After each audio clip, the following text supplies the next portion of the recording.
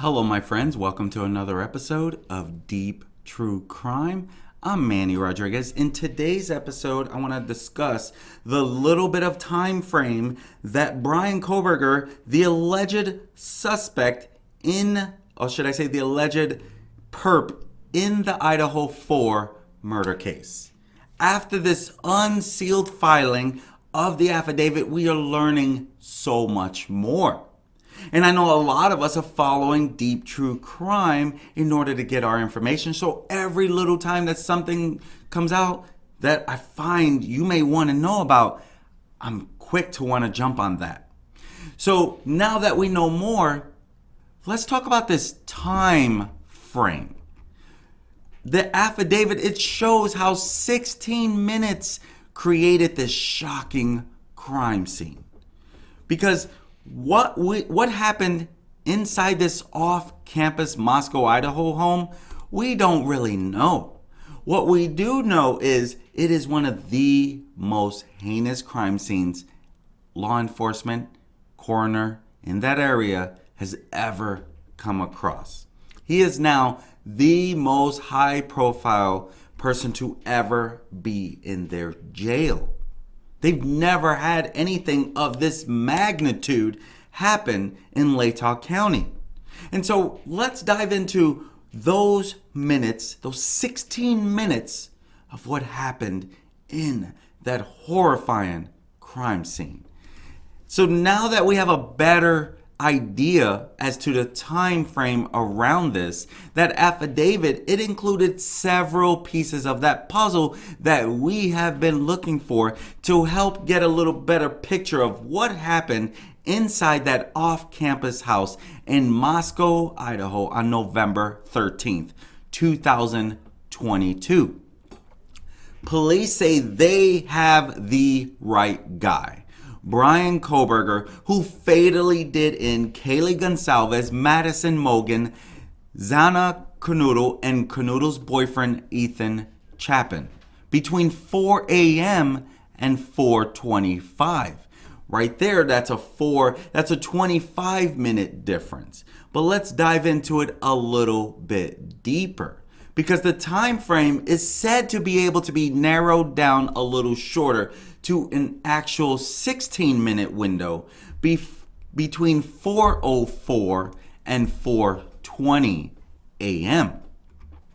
The first time is when police see what they believe is Kohberger's white Hyundai Elantra into the area, and the second time is when the car is seen on a security camera speeding away. And so at 4 a.m., by about this time on November 13th, the occupants, all 4 of the victims and 2 surviving victims, they were identified in the affidavit as DM and BF. As we know, Dylan Mortensen and Bethany Funk were the surviving victims. We thought they were, the 2 roommates were asleep downstairs, but we also thought the 4 kids, the 4 victims, the actual victims, we thought they were all asleep as well.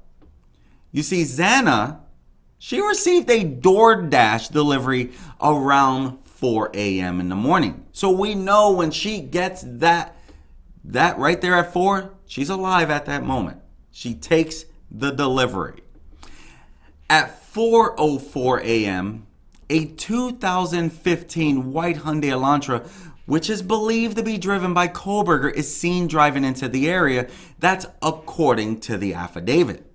Police said it was the 4th time that he passed by the house that morning, starting at 3:29 a.m. Basically stalking them, waiting for the right time to go in. It can be seen driving eastbound on King Road, stopping and turning around in front of 500 Queen Road number 52, and then driving back westbound on King Road. When the suspect vehicle 1, again as it is in the affidavit, is in front of King Road residents, it appeared to unsuccessfully attempt to park or turn around in the road. That's what the affidavit had shared. The vehicle then continued to the intersection of Queen Road and King Road, where it can be seen completing a 3-point turn and then driving eastbound again down Queen Road. It is between 4 a.m. to 4:17 a.m. Now, the filing didn't include a specific time when Kohberger allegedly entered the house, but it included 3 major actions during this time frame. The first was when Dylan woke up at around 4 a.m. to what sounded like Gonzalez playing with her dog. But a short time later, Dylan said she heard who she thought was Gonzalez say something to the effect of, "There's someone here." So chilling. That's what the affidavit shared. A review of records obtained from a forensic download of Kernodle's phone showed this could also have been Kernodle, as her cellular phone indicated that she was likely awake and using the TikTok app at approximately 4:12 a.m.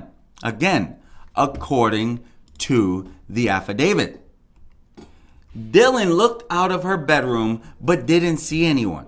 She opened her door again when she heard crying from Kernodle's room and a male voice say something to the effect of, "It's okay, I'm going to help you."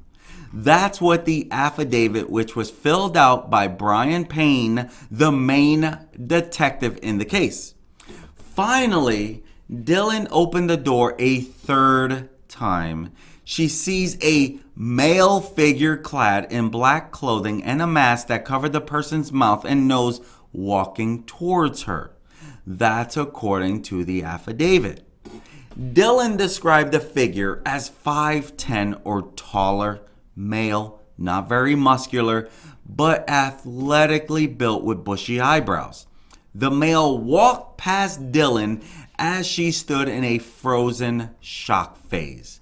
The male walked towards the back sliding glass door. Dylan locked herself in her room after seeing the male. She tells police that she didn't recognize him. Then we have the 4:17 a.m. A security camera located less than 50 feet from Kernodle's bedroom picked up what is a distorted audio of what sounded like voices or a whimper followed by a loud thud. And a dog can be heard barking. Gonzalez's dog was found in her bedroom when police responded that day. At 4:20 a.m., the white Elantra, which hadn't been seen since 4:04 a.m., drives from King Road at a high rate of speed. That's how the affidavit described it. A high rate of speed.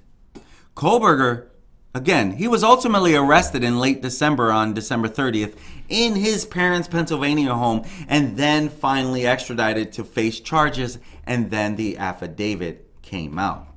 But in that short time is when we find that. So a lot happened in these 16 minutes where he did all of this, was even seen, said face to face. Now, what we don't know is if he actually saw Dylan. We don't know that. Truth is, we may never know that. What we want to know is why would he do this to these 4 young adults? About ready to live their adult life to the best of their ability. Getting their education, getting ready. Kaylee had a job lined up in Texas. She just bought her a new vehicle.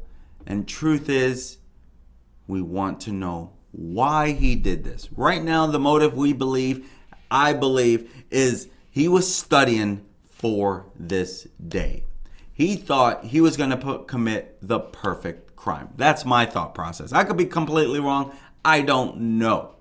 At the end of the day, we want justice for Idaho 4.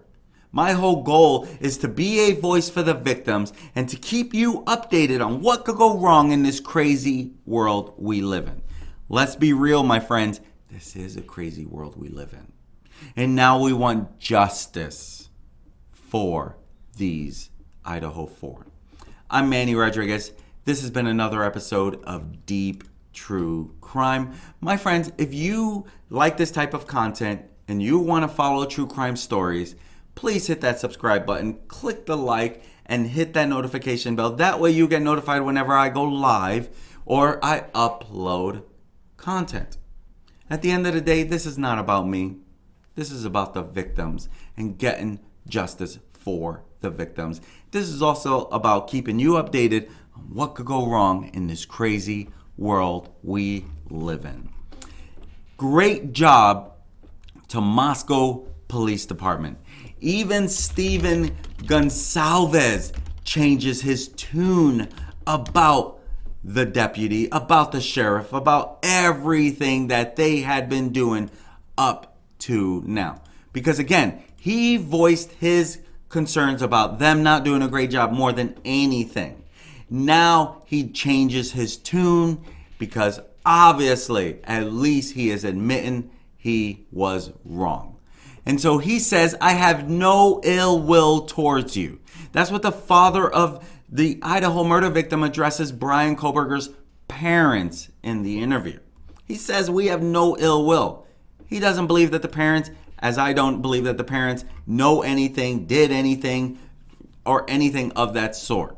And so Stephen Gonzalez, he addressed the parents of Moscow murder suspect Bryan after his first court appearance. And so when he was speaking to an ABC reporter, Gonzalez and his family attorney, Shannon Gray, also shared their thoughts on the information that was released through an affidavit after Kohberger was flown from a jail in Pennsylvania to Latah County Jail. And when he was asked about the strength it took for Gonzalez and his wife Christy to be in the same courtroom as the man accused of killing their daughter and her three friends, he spoke of God and his purpose in this life. He says, I believe in a creator. I believe in a higher power. I believe I have other children that absolutely need me to keep going. We are a big family and I have to do everything in my power to protect them and take care of them. And part of that sometimes is being uncomfortable. Being on this microphone, talking to you right now is uncomfortable.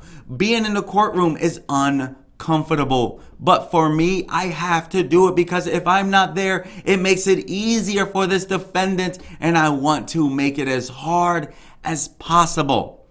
That's what Mr. Gonzalez shared. Gonzalez, he talked about his wife Christy's grieving process and how she reacted after Moscow police announced the killer. And he said, it's nice to hold her up a little bit, and now she's starting to show her teeth a little bit, and she's starting to get the strength to be able to fight back, and it's a process. I mean, when I'm down, she pulls me up. When she's down, I pull her up. And I'm a lucky man to have a good, strong wife like I do. That's what he shared about Christy Gonzalez, his wife. And Gonzalez, he said he wanted to look Kohberger in the eyes the day of the first court hearing, but said Kohberger never turned and faced the Gonzalez family sitting in the courtroom. And he says, I didn't get that chance. I had every intention, and he just didn't turn around. Yeah, he had two very different behaviors. Back home, he turned around and he looked at the crowd. He looked at his parents, and I understand they're there to support him. But he had the same opportunity again, and he didn't take it. So I think he was uncomfortable with letting me see. And I've always said that your eyes are the entry point to your soul. I would look into his soul and see what's there, and he didn't give me that opportunity. So maybe one day. His demeanor was disheveled, beaten, surprised, and overwhelmed. He didn't have the swagger that I think he thought he was going to have being put in that type of situation. I think you see somebody who feels overwhelmed and defeated, and he read that affidavit not too many hours before that. And he knows what he's got to put together. As a defendant, he has to figure out how to get himself out of that spot, and I wouldn't want to be in his shoes. That's what the dad, Gonzalez, said. And the family attorney, Shannon Gray, who is based out of Oregon, he said he was impressed with the amount of detailed information in the affidavit. As you know, I shared yesterday a lot of the questions that we still have after this affidavit. So definitely check back if you want just to yesterday's video. But everyone is surprised about this. But Gonzalez, he says, I did not give law enforcement enough credit. My apologies, basically. I'm summing it up. But he said that, the Moscow Police Department, they're actually doing a lot better than any of us thought. So I'm glad he can finally get justice, my friends. And I'm glad that the kids can start getting justice for themselves. Well, the court system could get justice for them. My friends, I'm Manny Rodriguez. This has been another episode of Deep True Crime. Rest in peace to Xana, Ethan, Maddie, and Kaylee. And now hopefully the family can start healing. I'm Manny Rodriguez. Thank you for joining me, and I look forward to serving you again. Have a great day.